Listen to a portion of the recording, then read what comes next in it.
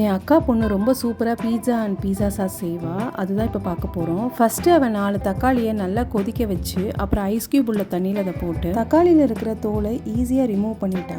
நம்ம தக்காளியை கொதிக்க வைக்கிறதுனால நமக்கு தக்காளி ஸ்மாஷ் பண்ணுறதுக்கு ரொம்ப ஈஸியாக இருக்கும். தக்காளி நல்லா வதங்கின பிறகு ஒரு கடாயில் எண்ணெய் ஊற்றி கட் பண்ண வெங்காயம், இஞ்சி பூண்டு பேஸ்ட் போட்டு நல்லா வதக்கி விடுங்க. வெங்காயம் வதங்கின பிறகு நம்ம ஸ்மாஷ் பண்ணி வச்சுருக்க தக்காளியை அதில் போட்டு அதையும் சேர்த்து நல்லா வதக்குங்க. கூடவே தேவைக்கேற்ற உப்பு, ஒரிகேனோ, சில்லி பவுடர்லாம் போட்டு வதக்குனீங்கன்னா பீட்சா சாஸ் ரெடி. இப்போது பீட்சா எப்படி செய்யலான்னு பார்க்கலாம். ஃபஸ்ட்டு ஈஸ்ட்டை ஆக்டிவேட் பண்ணும். ஒரு பவுலில் yeast, sugar and warm water ஊற்றி நல்லா மிக்ஸ் பண்ணி 5 மினிட்ஸ் வச்சுருங்க. பவுலில் மைதா, நம்ம ஆக்டிவேட் பண்ணி வச்சுருக்கிற ஈஸ்ட்டை அதில் மிக்ஸ் பண்ணி நல்லா பிசைஞ்சு எடுத்துக்கோங்க. பிசைஞ்ச மாவை பவுலுக்கு மாற்றிட்டு அது எண்ணெய் தடவி கிளிங் ரேப் போட்டு 1 hour வச்சுருங்க.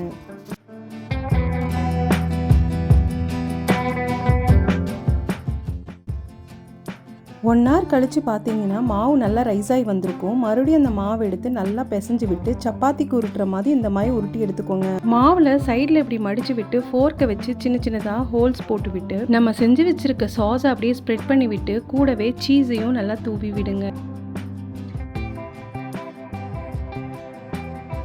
அப்படியே கார்னையும் மஷ்ரூமையும் ஸ்ப்ரெட் பண்ணி விட்டு 10 மினிட்ஸ் ப்ரீ ஹீட் ஆன அவனில் 15 மினிட்ஸ் பேக் பண்ணி எடுங்க. இப்போ ரொம்ப சூப்பராக பீட்சா ரெடி ஆகிடுச்சு. எப்போவுமே நம்ம வீட்டிலையே செஞ்சு சாப்பிடும்போது அது தனி ஹாப்பி தாங்க. இந்த வீடியோ உங்களுக்கு பிடிச்சிருந்ததுன்னா லைக் பண்ணுங்கள், ஷேர் பண்ணுங்கள் அண்ட் சப்ஸ்கிரைப் பண்ணுங்கள். தேங்க்யூ.